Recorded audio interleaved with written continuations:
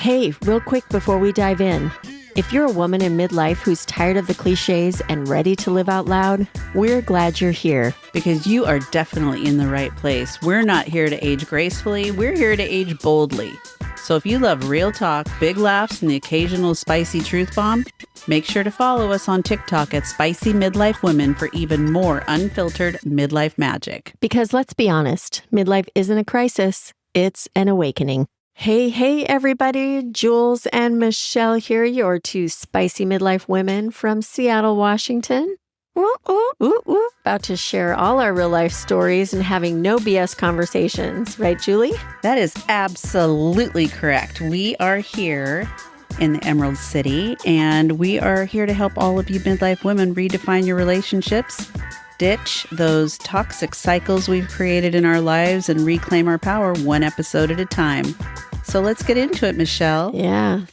This episode is going to be interesting. It's interesting. You're all going to be like, oh my gosh, I totally understand. And reflective and relatable for sure. So we're talking about healing generational patterns as a midlife woman. And I would say we both can comfortably say we walk into our midlife with having a lot of different things from our family kind of resonate with how we raised our own family and what we do and how we see things today in this day and age. But we definitely see a huge difference. And I would venture, I guess everybody else does too. Oh, sure. Yeah. I guess it depends how you were raised and what kind of relationship you had with your family. Yeah, there's a whole array of things, and it's going to be dependent on your situation, your household, how you grew up, obviously.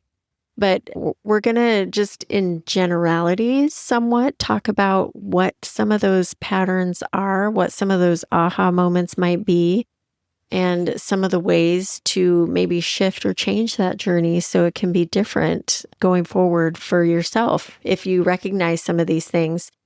And I think there are moments like, I don't know, Julie, do you ever find yourself saying or doing something?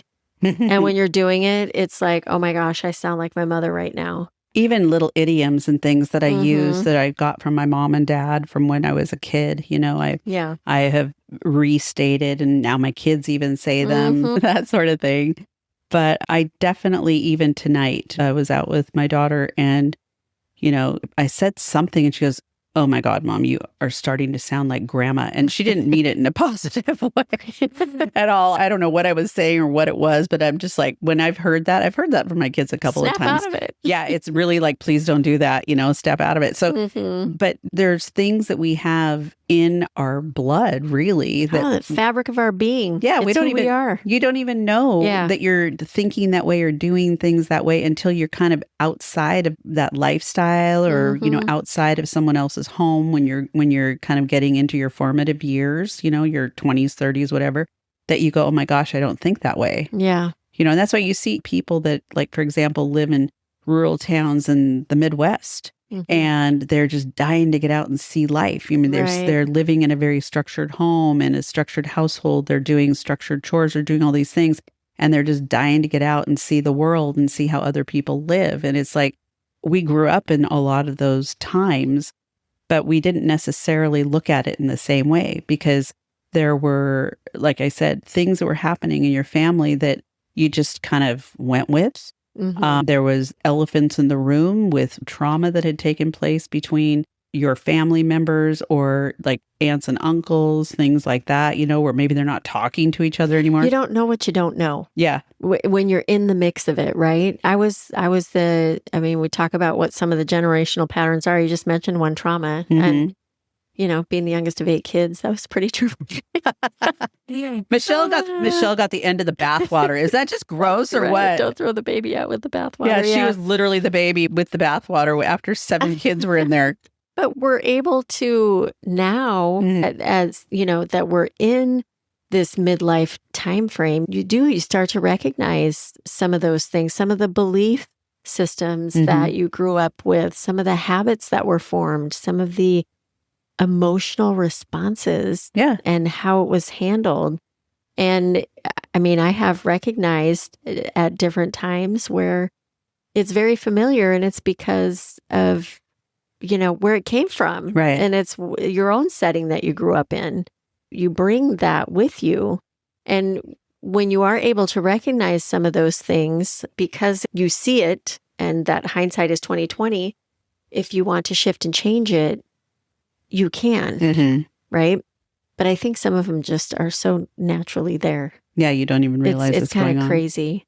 So yeah, like emotional responses to things. Like think about people, maybe some of our listeners grew up in households where there were yellers. Like maybe their dad was a yeller, or their mom was a yeller, or something like that. So not it's the dog, old yeller. Yeah. But I mean, that's what they grew up with. Yeah. So to me, that's kind of like they don't really know any different. Right. That's trauma. But now that they're adults and they're raising their own children, they see how it made them feel. So perhaps they approach it a lot differently. Or like I can think of one time my daughter had told me, we had a household where dad worked at night, mom worked during the day. The parents were not always home at the same time. And she had gone for her first sleepover when I think she was in 5th grade.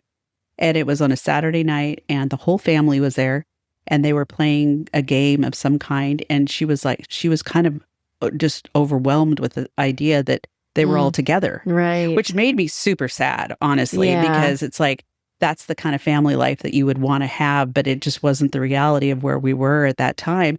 But she thought what our home was like was normal. Right. You don't know what you don't know. You don't know what you don't know. It's kind of crazy. Yeah. And now she sees that truly wasn't probably a normal household because she's seen other examples of things. And we were talking tonight about raising a kid, like when she's going to have children and stuff like that. And she just really wants to have that stability, that consistency with her or one of them being there. She knows that she's going to have to work, but I just thought it was so interesting. Yeah. Because I mean, my oldest said the same thing. It's like they loved the fact that I was working and I was, out of the house doing all my stuff and they were very proud of me. But at the same time, they were kind of casualties, let's just be honest, in a lot of ways because of that. Because I don't care what anybody says. It's like you do have 2-parent households in this day and age, and it's much better than it was. But the reality is that as women, we absorb all of that extra shit. And if you don't absorb it, then it's not going to happen. It's like someone's got to make the doctor's appointments. Someone's taking them to their thing. Someone's getting them to... So you know what I mean? It's like, so the mom is the one that typically will handle a lot of that. No shade to dads, because dads... Typically, she said typically. I did. Doesn't mean they do all the time. But we have a different nurturing quality where I think some of this martyrdom that you're talking about comes from, because putting everybody else first and there's nothing left for us. Those are things that we probably saw our mom doing.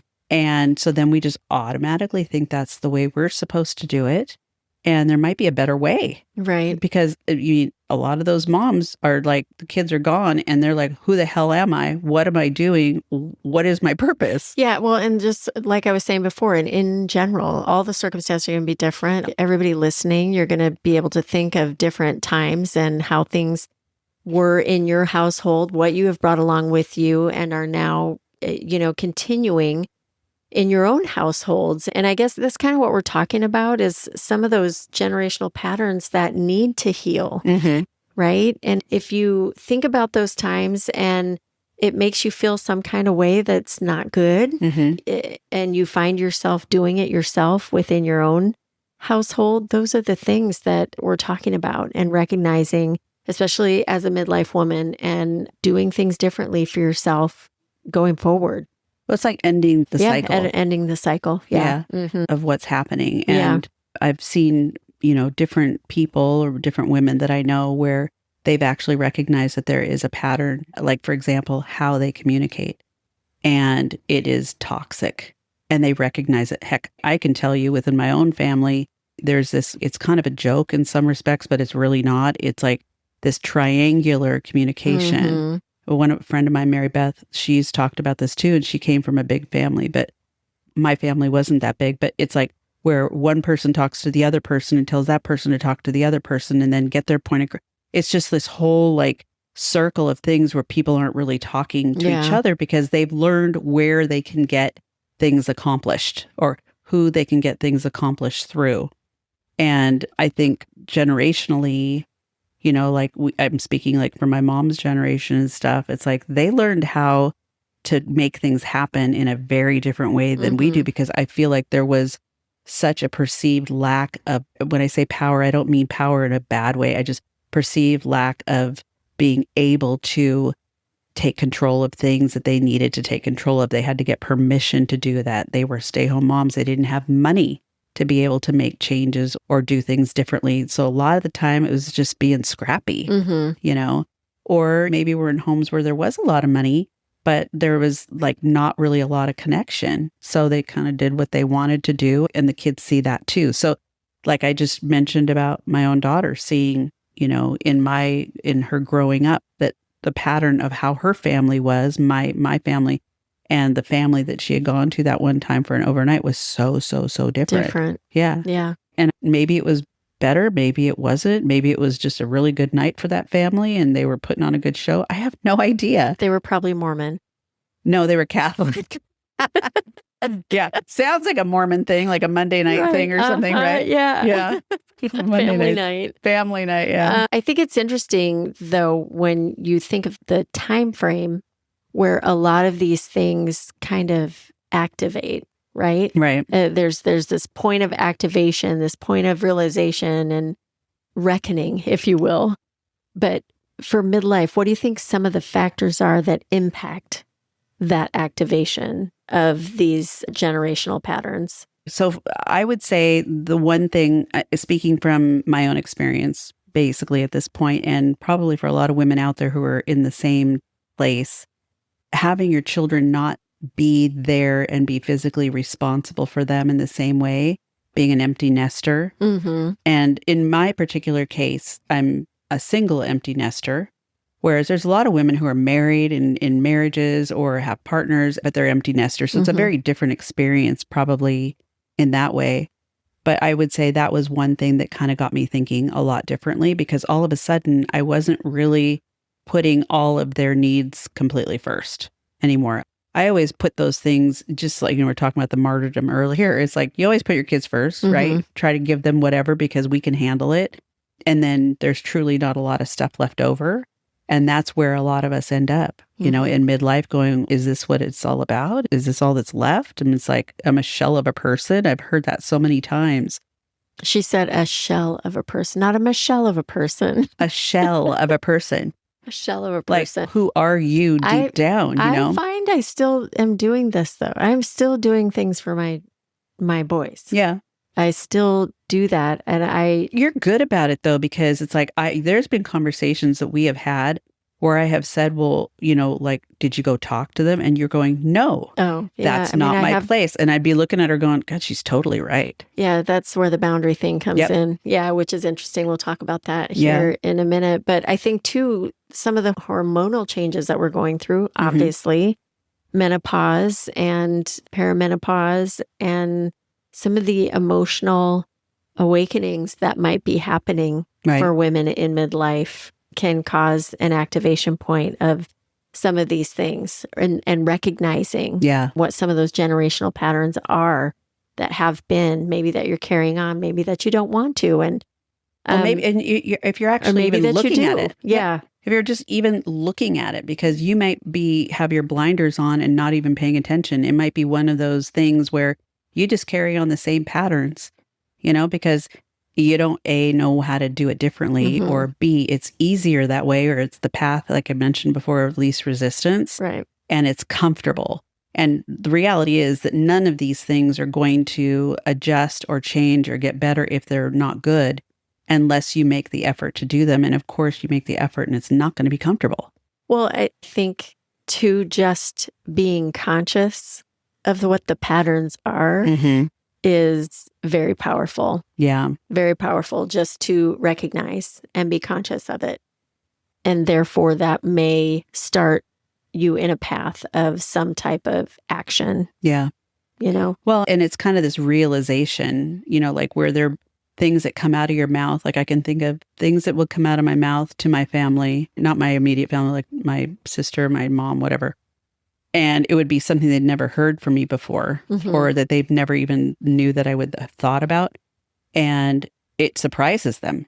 But it's like, I'm not the same person that I was 10, 15 years ago. And not that I didn't have a mind of my own really then. I think I just didn't know what I didn't know. Yeah. And now I'm really starting to understand a lot of that and dissect it to a degree, because I want to understand it. I want to understand, how the generations before me operated. And there's things that are good about it, but there's definitely things that aren't. Yeah. And I don't want to continue those patterns. And I think we're, kind of in that place in our life where we have that strength and ability to adjust or change things. But we've already, in some respects, raised our kids. So we've already established some of these things with them. Yeah. And you might even start to see that. Another thing that I think is an activation point in midlife is that we are what I would call the sandwich generation, where we have been caring for kids and we have aging parents as well. Yeah. And we're kind of navigating, the minutia of that middle section there, trying to figure out what to do, how to do it. So taking a parent who you've really gotten guidance from, who's been kind of the hierarchical presence in your life, and now the roles are shifting. And it's weird. It is weird. Talking to you, like with my mom, we have very different relationships with our moms. Yeah, we do. Yeah. I mean, Michelle's been through this with me before. It's like I have a very interesting relationship with my mom. Bless her heart. As midlife women, kind of navigating through the middle of all of that, I should say the minutia of that middle section, trying to figure out where we fit. Are we finished raising our children? Have we done what we need to do there? And now taking on the responsibility for our aging parents when we have been the opposite role for them. We have been the child. Now they're kind of becoming that child. In my particular case, it's happening kind of that way. Yeah. Because, I mean, she's much more elderly than some women. Your mom, though, is older than my mom. Yeah. But her generational patterns and how you interact with her is very different than how I interact with mine. Yeah. But that's what's just so interesting about it, you know? That's why I was saying at the beginning, different experiences. Yeah. It's just the different experiences. Yeah. The experiences my mom had with my dad were probably different than the experiences your mom had with your dad, obviously, right? Which trigger different emotions in a different way. So yeah, how they're experienced and how they're carried on, different as well. So anyway, that's something to think about with all of you out there, because, you know, how you interact with your folks now. Do you have the relationship where you will be that sandwich generation? You'll be watching after your parents. You're still watching after your children. How do you navigate that with your siblings, for example? Or do you even have your parents around? You might not have to worry about it, you know? Yeah, it is tricky. We're all taking turns. Well, here's the thing, too. In the United States, it's a very different culture than you see in other countries. They don't have retirement homes. They don't have retirement living per se in other countries. So they think we're very odd. Yeah, they have multi-generational homes, and which I think is really cool and amazing. Yeah. But I think we could stand to do better here. Yeah. In America in regard to that. But what do you think some of the things are, some of the approaches people can take to help with some of the healing things for these midlife patterns as you're recognizing in them, and maybe are trying to break free from those that you want to break free from? That's actually a really good question. I think the huge aha, if you will, would be recognizing them, recognizing what's happening with you that you are translating into your life that might be really kind of toxic. Like, and I would say the biggest piece that, for me anyway, that it comes to mind is the communication aspect of things. Because I know in your family, we talked about this. In my family, we just didn't talk about stuff. We didn't talk about sex. We didn't talk about relationships. We didn't talk about any of that stuff. That's very normal, though. When you think about, if you talk to a lot of women out there, they've been in very similar types of households, you know, where it was very hierarchical. Kids are seen and not heard. A lot of it's the generation too. Yeah. And so I think that recognizing those things and behaving differently with your own the next generation, your own children and things is really critical, because that's the only way really, if you think about it, to kind of break some of those patterns. But you find yourself transitioning and doing them. Like, I'm totally calling myself out here, but like this whole passive aggressiveness thing. It's like my mom, she doesn't realize she's doing it. She's so passive aggressive. And it's just the way she's always learned to communicate. It's nothing that she's trying to do or trying to manipulate. It's just the way she is. I have found myself doing the same thing and then go, oh shit, this is not good, you know? But the difference now is that I am at that place where I'll recognize something like that and put a stop to it right away, or kind of flip it around to where I'm going, oh, I need to do this differently. So kind of humbling yourself enough to understand that you're only human and there's things you're naturally going to pick up that might not be great. You know, so that would be one thing I would think of. What about you? You know what I think is lovely? It has been seeing some things that my children are doing differently with their kids. Yeah. That is actually quite enjoyable to see. But for healing, I think therapy is excellent. And if it's needed, like I said, we're talking about breaking some of the patterns, recognizing them and wanting to break those. So you can do that through reparenting. And that's what I see my kids doing, things, parenting their children differently than how we parented them and how I was parented. Yeah. I love seeing that. Yeah. Actually. Well, you see them being adult. I don't have any grandkids, so I haven't really seen that yet. But I've watched it with you and like with your oldest, that has just a very thoughtful approach to how, you know, they're raising their kids. Not that you weren't thoughtful, but you were like living in a lot of day to day, you know, trying to keep things, you know, above water, so to speak. And sometimes it's difficult to stand back and watch some of the decisions that your children are making in doing things differently. But I've recognized that it's okay. I know those are the conversations that we've had where I've been like, but Michelle, and you're like, no, it's okay. It's not my place. And that's where the boundaries, like we were talking about before. And this is where bring that up, because it's learning how to set those and to adhere to them without feeling guilty or without feeling like you're not doing what you should be. So when you say setting boundaries, are you talking about boundaries with like the generation before us that has, where there's things you've recognized that you want to kind of break patterns of, and so you put those boundaries? Is that what you're referring to? I'm referring to all of it. Like there's that. And then there's also setting boundaries with my own kids. Okay. And stepping back and sometimes doing it in a way where it's not even felt as such a boundary. I try to do that too with my siblings, with whatever it is, but having that approach like you're talking about, where I step back and it's like, you know, all these things and you want to fix things and you think you should insert yourself and do these things. And it's having the wherewithal to be like, nope, I'm stepping back. I'm not going to do that. I tried that before. It didn't go well. And some of the repercussions sometimes of things that can arise or situations that can come to fruition when you do that. And so through trial and error. So how has it felt? Like, think of, you don't have to say any circumstances, but I can think of a couple off the top of my head. How have you felt when you see your kids, for example, struggling? Or your grandkids. Say you see your grandkids struggling with something that they're trying to navigate or trying to understand or what have you. It's like, isn't it just so hard to keep your mouth shut? Even though that's probably the right thing to do. Right. Sometimes it is. And sometimes it's the right thing to do.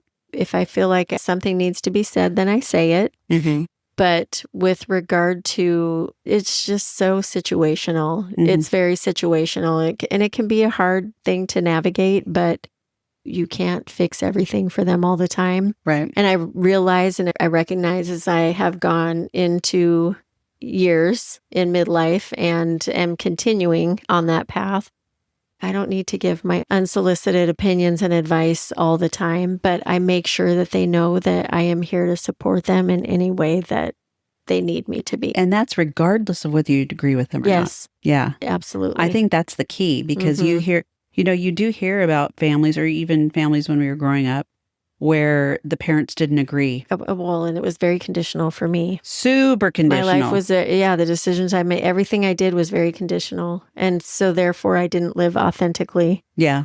That's a really good way to say it. Yeah. And I want my kids to live authentically. And even when it's hard sometimes for them to learn things as they move through life. Right. But being there to not judge them and recognize that they need that space has been huge for me.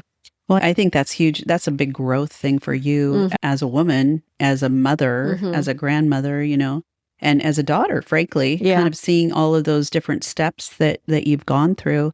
I think that it's easier to heal those patterns when you have recognized them yourself and are kind of breaking them. I've talked to a couple of women recently who had patterns of, really terrible relationships. And those terrible relationships carried on because of financial situations. And they had to break themselves out of those patterns. And they've got little kids that are watching these patterns happen. So how you respond to them is making a difference on how they're going to view the world, how they're going to view the things around you. So it's recognizing and doing what you can, I think, to break some of those patterns. And it doesn't have to be heavy all the time. No. Right? And you can do these things while you're still living life. Like if you're still raising kids, if you're dating, if you are running a business, building a career, whatever it is, you can still do some of this work with yourself in the recognition and how you're navigating things. It's very doable. So I think the recognition is probably my biggest takeaway in diving into this topic. Yeah. So how do you feel about that word legacy, like leaving your legacy behind? It's like how we behave, how we treat. I mean, this is generally speaking, obviously, how we treat people around us, what we do is part of our legacy. But it's like when it comes to your family, when it comes to especially my children, and I don't, like I said, have grandchildren yet, but that'll be hopefully down the road. That'll happen someday. I don't want to take the patterns that I have potentially passed on to them and have them pass on some of those patterns to their kids. So I'm trying now to break some of those things. So over the last few years, for example, that whole disconnection with family and having 3 children, those children, all they have is each other. When I'm gone, when their dad's gone, they have each other. That's it. So if they're not connected, in my mind, that would be the biggest travesty. Sure. I would be heartbroken if they didn't have each other to lean on or to talk to or whatever. So that's been where I've been investing my time. Yeah. That's whether you call it my legacy or not. It's like they're going to have each other. That's my goal. When I'm long gone, I want to make sure that that foundation continues, is there. Yeah. That I foundation. love that because my boys really, they had that growing up. They really counted on each other. They really leaned on one another. They spent a lot of time together. And that's actually, it can be the reverse. Like I'm thinking right now, I grew up having Sunday dinner at my grandma's every week, right? We always got together as a family. We had these family dinners. And I have not been doing that, but I decided this last year that I would do it. So that there's some things that are a good thing. Yeah, right? absolutely. We've been talking about some of the difficult patterns that you want to break and change. And it can go on the flip side too. It's like one that I recognize that was a good thing that I'm now bringing into my family and spending that family time at least once a month. I think it's wonderful that you do that. But to your point, to getting everybody together, making them, strengthen the family bond because we're all going every which way and the other and don't spend a lot of time together. So at least, coming together and continuing to build those relationships. My sister and I have been dealing a lot. We're the sandwich generation. I was talking about where we're dealing a lot with my mom and just a lot of struggles that we're trying to navigate with her and help her, because she's aging and it's really not going well. I mean, she's really having a tough time, right? And so that's where my sister and I spend a lot of time talking and things like that. And I was chatting with my daughter about this today, actually. And my sister and I are so different. Yeah. We are like polar opposites, right? But this is a commonality that we have, obviously, with our family. We take care of my mom and we take care of our brother. We help our brother and stuff too. And my daughter said, it's like, if those things weren't there, would you and Angie be friends? And I was like, Yeah, I think we would be friends, but it would be very different. Yeah. Because we have come to that place where we understand and respect that we are very different. And, she has a very different way of looking at life. Has a very long-term marriage relationship that is, he's an acquired taste. I love him, but he's around and he's been fantastic. And I don't have that kind of a life. So yeah, our lives are very, very different. Yeah. But I'm glad I have my sister. Of course. And I was saying to her yesterday, I was like, just hang in there, because there will come a day when we're able to just sit back and have a glass of wine and talk about everything and nothing at all. Yeah. But we really don't have that time together ever, because really everything that we talk about or deal with right now has to do with navigating my mom and making sure she's okay. Circumstances. Yeah. Yeah. Yeah. So, I mean, those things can bond you or they can pull you apart, I guess, too. So, I mean, I would say, if I could just challenge our listeners to think about some of these, maybe some of the generational patterns that maybe they haven't really thought about. Right. Really take some time to think about if there are those, if you've had those aha moments where, oh my gosh, I sound like my mom, or what am I doing? That, I grew up with this and I didn't like it. Why am I doing it in my own family? Whatever it could be. Just think about what one is and see if you're ready to take a look at that and release it, and how you might be able to, what some of the things that will go into being able to release that. This is kind of putting your money where your mouth is, ladies. It truly is. Yeah. And again, this doesn't have to be anything horrible, but it's like really, like Michele said, if you just take for a moment and think about 2 things that are not healthy, that you grew up with, that you learned along the way, and that you have potentially, without even realizing it, maybe started transitioning to the next generation. Think of what those things are and how you can stop those, or how they end with you, how you break the cycle. And it could be major. Yeah. It could be really major, or it could be nothing super major, but would make your life a lot more pleasant. Yeah. Or your kids' lives a lot more pleasant, your husband's, your partner's, whatever. Some of the littlest things, the minute things, you just don't even realize how big of an impact it can have. Yeah. So just reflect on that, and all at the same time, continue to embody the wise, wild midlife women that you are in the process, because there's so much that we're dealing with at this time in life, physically, mentally, emotionally, all of those things. And if you say you're not, I'm sorry. I don't know anybody that does not have something going on. Yeah, you do have it going on. Yeah. And if you think you don't, you just haven't acknowledged it yet. Yeah. You're busy that day. Yeah, you're busy that day. I call that the busy that day Busy thing. all the days. Yeah. You guys, we're not just healing our lineage. We're rewriting this definition of what it means to be a woman in midlife, because now we talk about shit. We get it out there. Yeah. We try to figure out how to fix it.